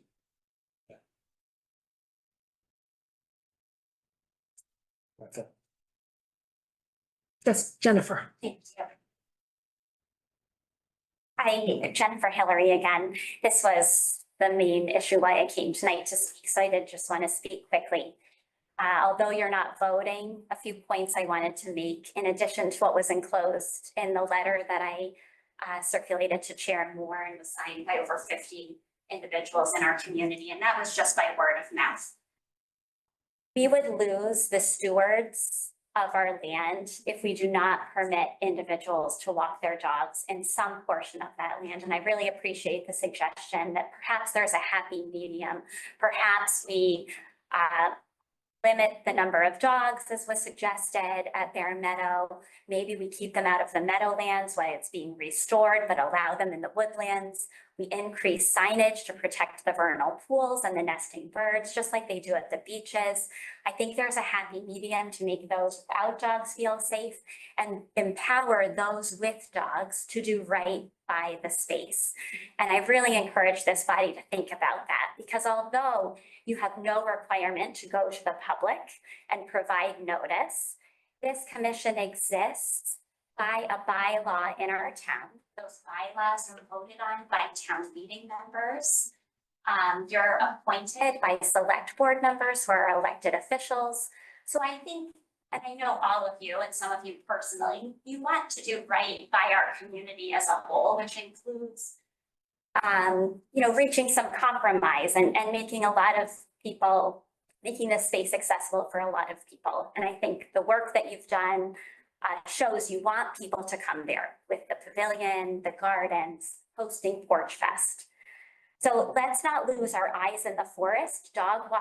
People who walk their dogs are there multiple times a week. As Susan mentioned, we've removed a huge metal piece. I'll send you a photo. We saw the illegal hunting stand again.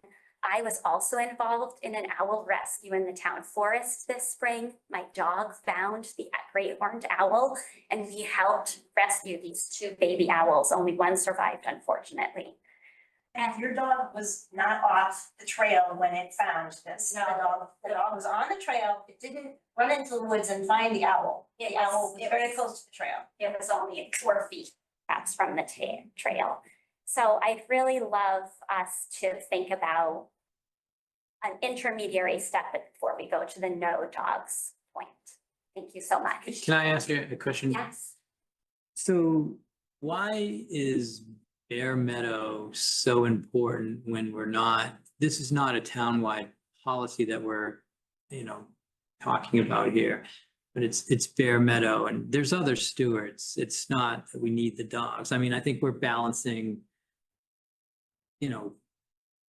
habitat with, some sort of fragmented habitat if the dogs are allowed in any part of Bear Meadow. I mean, that's what I heard tonight.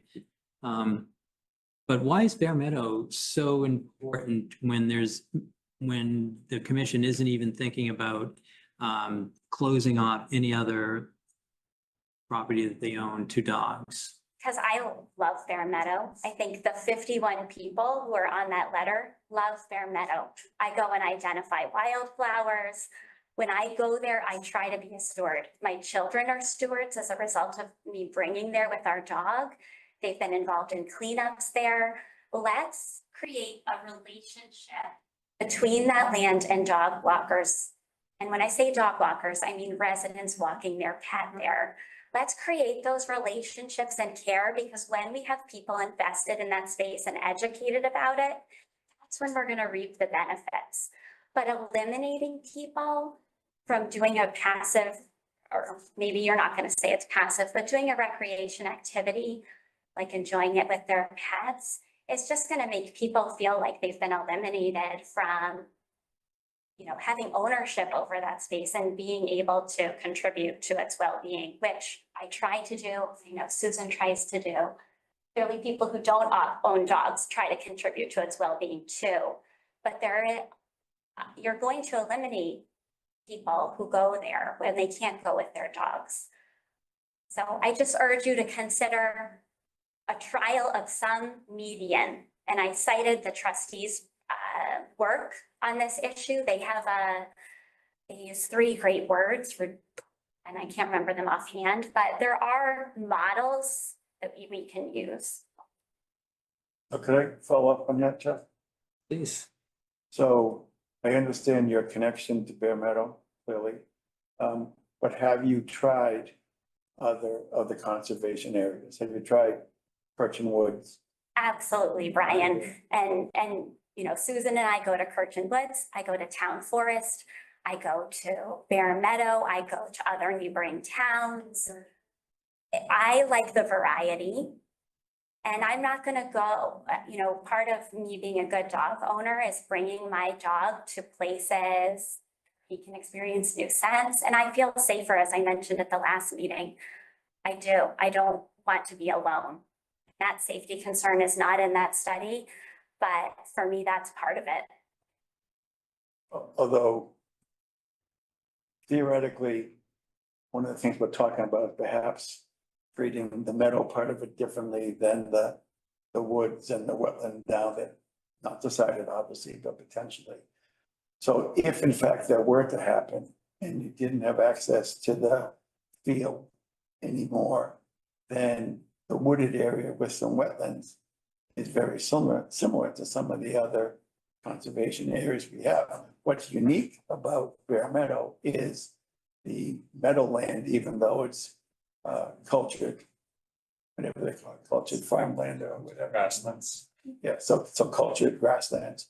But if that part were off limits, then the decision of which woods with some wetlands you walk in, you still get variety without having the option of meadow part of it.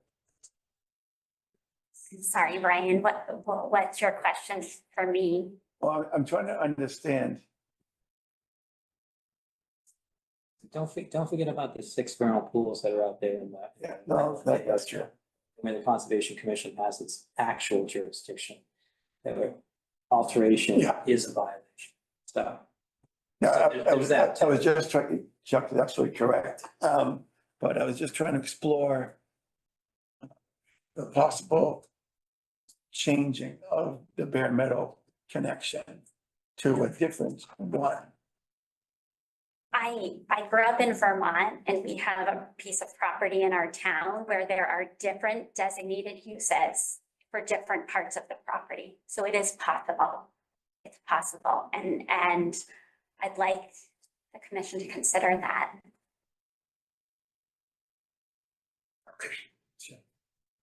All right, I think, are there any hands raised? Yes, I see, Peter Adams. Get there, Peter, right? I think so. Peter Lennox? Says Adams. It's Emily Adams? Oh, Oh, no, Adam. Peter next, sorry, yeah, sorry. Yes, Emily, please, introduce yourself again, the record. Hi. Emily Adams, 725 Haverhill Street. Yeah, so just to first, my first question is, are you able to see the chat responses in the group chat? We do not have chat on. Okay. Let's come up. Did you? Yeah. I think the chat has, No, it's come up on the bottom of the so the chat, yeah, I don't know what, is there one in particular that we should look at, or could you, it's always better to state your chat comment to the commission directly, because we're not always looking, or that's not an actual way to get your question across to the commission, so. Yeah, sorry, I just didn't want to interrupt anybody. So just to address the things that I put into the chat as we were coming across them, there were just some reactions to some things that were said by the commission.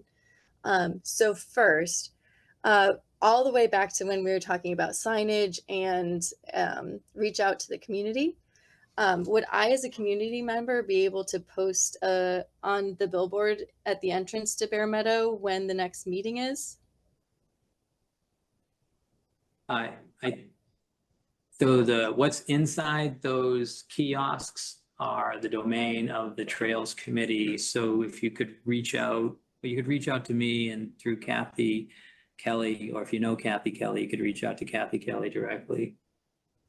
Okay, cool. Yeah, I just, I wanted to mention that as a community member, the only reason that I knew that this was even happening was because I ran into a very lovely couple who was walking in the woods and had mentioned that this was a thing that was going on, and I wanted to make sure that I was part of it. And I know that there's a lot of other people that I know in the community and in that surrounding area who would like to be a part of this discussion and just didn't really have the opportunity to. So that was my first thing. And then I agree with the idea of compromise with having half of the area available to people who do not want to have dogs be around in that area, and to maybe have another area that is dog friendly. I would very much, as a mother, appreciate if that area through the woods would stay open to dogs, so that when my kid is of age to go to school, that we are able to walk to school without walking on busy roads. That's been a really important thing for us, that we've been able to have a place to go that is not on Main Street or Haverhill, where we can walk and enjoy being outside, but also to get from our house to school, to the elementary school. That is the quickest way for us to get there. So it's very important for us to have a safe place to walk to get to where we need to go. I also agree with the person who had commented earlier about being bitten. I'm so sorry that that happened to her. We have come across aggressive dogs as well, and it's even more scary when you have a dog with you, because you don't want to be in that situation. And so I was wondering if maybe there could be a motion for someone to, like a way to report repeat offenders of certain violations, or people who may have aggressive dogs, and maybe ban specific people who are repeat offending or causing damage to the environment. That might be a way to mitigate the environmental harm without banning people who want to use this and enjoy the space. If you could wrap up, because you're over 3 minutes. Totally, done. Thank you. Great. We don't have the infrastructure to do any of that policing of this area, so suggestions that don't have to do with that would be more helpful. I don't think the town's ready to, weigh into this dog policy officer, situation. So it would be better to hear friends group, something like that, that would do the policing, and have some sort of responsibility to that action. Yeah, it would certainly be easier to talk to people in the parking lot as they're getting out of their car and tell them no dogs are allowed than to try to catch people in the woods and say, this is where you're allowed and this is where you're not allowed. So, I understood we can't afford a park ranger that's going to be there and present, but are you suggesting that a group of people step up and create a group that'll be like the friends of? No, I said that would be more helpful. That's getting a park ranger or is like so beyond what this commission can do. We can make a suggestion and support that suggestion and send that information to the select board, but it's likely to go nowhere. I think the most immediate action would be for anybody that lives in the area to create I don't know what to call it, but maybe, the dog patrol. A neighborhood patrol. Neighborhood patrol, but not secret neighborhood patrol, something where, and I'm there a lot and believe, I've only been there a few times. I'm there a whole lot less than someone like Brian, who may go there a lot more to check out these properties.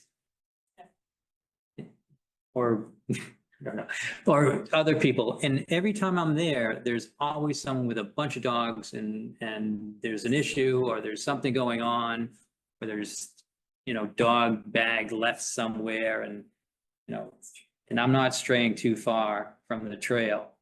So I think that if there was a group that you could call and say, hey, here's a picture. This is what happened. And those people, something could be said, a friends group. That's more of an immediate, solution to this problem. But that's a program that doesn't have to be tried specifically at Bear Meadow. That's a program that could be developed at another parcel. Actually, like if every spot should have their own, have like a representative, I don't know, but that's just me thinking out loud. I also wanted to add, I don't think you could, here we are just segmenting Bear Meadow in larger pieces by, saying, oh, the meadow, but not the wooded area with the vernal pools. And, again, that's probably trampled more than anything else, to be honest with you. But so hold on, we're not gonna just have that kind of conversation. You can be next. But I do think we're just segmenting in larger pieces. So. Martha, I suggest that we move on to the next topic. I think everyone's had a chance to speak multiple times and we've been 2 hours on this already. right, I think you're right. Okay, next topic is DPW meeting on June 4th. I can be there this time. I should be there as well. Okay. Oh, good. Thank you. We have some requests, yes.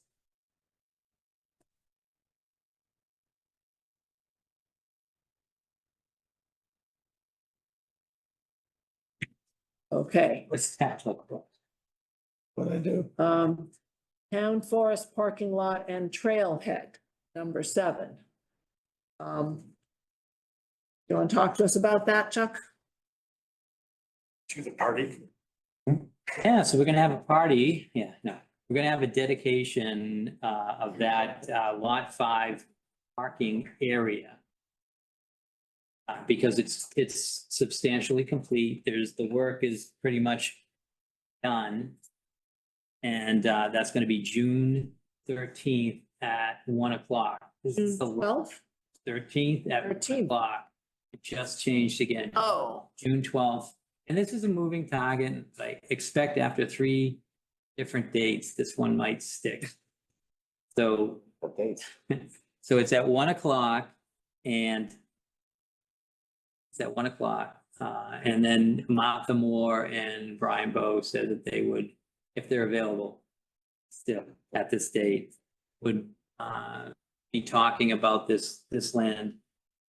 This land is supposed to be transferred to the Conservation Commission at an upcoming town meeting. And this land was first brought to the select board by myself and by Anika Scanlon, who was here. We both did a lot of work on this and we both lobbied a lot for this. And it seemed like something to just get the town to understand that we have first right of refusal on certain pieces of property in town. And that the town should have a conversation about what they want to do with those before it's just arbitrarily thrown away without any kind of discussion, because everyone brings a different opinion to the table. And so that's what we started with. And what we ended up with, just by starting that conversation, is a beautiful entrance to the town forest. And something that people are really happy about now. Hardly see cars parked where they used to be. But we're gonna get some no parking signs over there soon, so they can't park there officially soon. But now we have that 16-spot parking lot, we have the 2 handicap, we have an entrance into town forest. Beautiful. That's what I want to say. June 13th, 1 o'clock, Brian and Martha Moore will be doing the speaking. The rest of you are welcome to come. Yeah, and it's a Thursday. It's a Thursday at 1 o'clock. Thursday. Let me also say, just to be fair to the rest of the group in town, engineering, DPW, everyone, town managers, current and past, has helped out with this project. Birch, what's the name of the golf club? Meadowbrook. Wonderful. They helped out. The path wouldn't be there unless they agreed to it. So. Yeah, I remember when Nika came in front of the select board and spoke in front of town meeting. And yeah, there was a lot of discussion about it, but town meeting approved the money to pay for lot 5.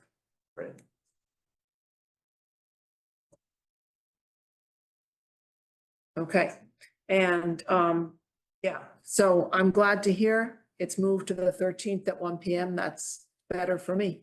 Yeah. So that's great. Okay. Okay. Friends and Family Day on June 8th. I can be there to help it get set up. I have an obligation in the middle of the morning, so I won't be able to be there the whole time. Is there anybody else who's around on June 8th who can help? You don't have to say where you'll be on June 8th, just are you available or not available? Waiting for sports schedules to be updated. Okay, Walter, I'm good for first thing in the morning. Perhaps through 11 noon at the latest. 9, is it 9 to 11? 9 to 11, okay. No, the whole thing is, but Walter's segment would be 9 to 11, I'm assuming I can be there for the duration. from 11 to, are you gonna say the whole time? I did last time, so. Besides, if history is any guide, it's gonna rain sometime anyway. Ryan, the Rock Bow would be there from 9 to 3. That one down. do we know what Like the 7 minutes. actual time frame is for it yet? I don't offhand know. Okay, It's something like 10 to 3 or 9 to 3. I think it's 10 to 3. Yeah. all right, so if Walter's gonna do the morning, maybe I can come in the afternoon when my midday obligation is done.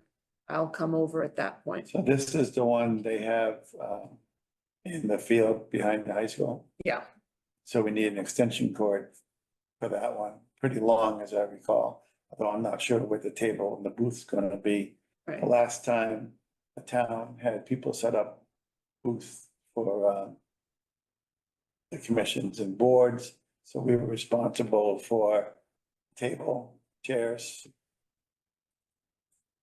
Material. They put the canopies, we Canopy. brought our own table? No, I thought we asked for electricity, bring a table, I think that's true. Yeah. Tent, No, they provided the canopy. right. Right. They're gonna give electricity and a canopy. No. Yeah, but I think Electricity. the electricity is on a tree way down there So we and gotta I run needed to forward. bring an extension cord. That hasn't happened in the past. Yeah, so Martha From my actually had recollection. to run home and grab the cord because Yeah. we thought provide electricity meant we'd have it in the booth and we didn't. How far away was it? Like more than 100 feet? Not more than 100 feet, It was- but my it was- 100-foot extension cord was pretty much at its limit. Okay, so you have that. So I think it would be good to have that in your car if the same thing happens. Okay. And of course, that's presuming we have anything we need to have electricity for. Right. All right, So, I can bring my 100-foot extension cord and, it would be good to know whether or not we need a table and chairs or whether they provide table and chairs. I think they provide a table, but we can check into that and I'll get back. Okay. I thought they provided the table also, and we would bring one to supplement that. So we certainly brought chairs. You and I each brought folding chairs. Okay. The table, I thought I brought. Well, Okay. 9,000. Table. Yeah. I have a table I can bring. I have a chair or So two so I we can should double bring. check that. Yeah. Then the question is, what materials will we have at the booth on the table? Mm-hmm. Everything you had from last year. I mean, obviously. And I picked up a bunch of stuff when I was at Okay, that. so that'd be good. You've got the stickers. Yeah. I'll do an inventory again of whatever's left from the previous. We'll bring the times. map. So it's all that you have less. We need a last new year. map printed out. That Yeah. one's beat up. Okay, Yeah, and, if you have a list, you can just send it to me so we don't have to do this live. okay, so just wrapping it up. I can come at the beginning, drop off what needs to be dropped off. And then come back for the afternoon Right. about the time Walter has to leave. So Yeah. you're on your own, maybe for a little bit in the middle. I should be able to talk through that. Okay, All right, all right. And if you guys find out your sports schedules allow you to be there for part of the time, it's always nice to have more variety of who's standing If behind nothing the else, booth. you can cover it while I go over and get a lunch of some sort. That's how we did last time. Hey, Martha, Yes, I have two 100-foot cords and one 50-foot cord. So if that's the only reason you're going there in the morning, I can bring cords as long as somebody ravels them up and brings them back to me. either way. I would be going past anyway, so it'd be a question of stopping to drop it off or not. I'll put them in my trunk and we'll see what happens. That sounds like a good idea. Okay, all right, Lobs Pound project, you want to tell us about that? And are there any bills? there are no bills. I'll just quickly, I had a volunteer group, Keller Williams Realty Group come out for their Red Day. And we had worked on this for about a month to find a spot where they wanted to clean up. So they went down to Lobs Pond, found at, off Mill Street. And they did a lot of, trimming and they opened up the parking lot to probably what it looked like when it was first set up. Exposed the gravel, probably made some more parking for people to get in there. And then there's a blind spot right up by the tree. They took all that vegetation out. There's a huge pile of vegetation that unfortunately needs to wait a month for the DPW to pick it up. But a month from now, that will be gone. And it was good. We had some wood chips dropped off and they spread that along the path. So it looks a lot better. And then after that, Will Finch, who was here tonight, finished up the sign, which was painted by one of the team at Keller Williams. They didn't get to finish it all because they had a certain time frame that they were staying.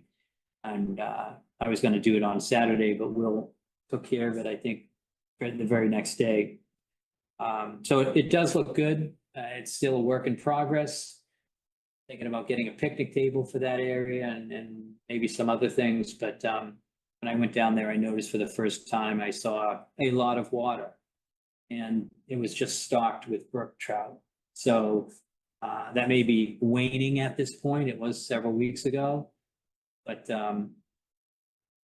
yeah, to see it flowing like that was amazing. I hadn't seen that in 6 or 7 years. Anyways, that's the report. Thank you, Keller Williams, and Shola was the person I worked with from Keller Williams. And I can confirm that pile of brush is still there. I looked at it yesterday, I think. Yep. Okay, Minutes. any changes to the minutes that people feel need to be made? Something like that. Has everybody had a chance to read the minutes? Yes. All right, can I have a motion? There was one. And what were the comments that were sent? I mean, there was just one on the Zero Forest vote where it's 501. Is the motion to the second motion to close the hearing? What shouldn't it have been 500? There was no one that abstained To close the hearing, to officially close the Yeah. hearing. I'll change that, That's my other comment. but the vote was 5-0. Yeah, It was 500, wasn't it? For the the vote, vote? they were both 5-0. No, the first one was 311. That's correct. Yeah, Okay. there's 5 of us. And the next one's 5-0. Yeah. Okay, I just want to get it right. Yeah. So So with that comment, then, with the motion to approve the minutes for 5/8/24 as amended. seconded. Walter Talbot's in favor? Bill McCants in favor?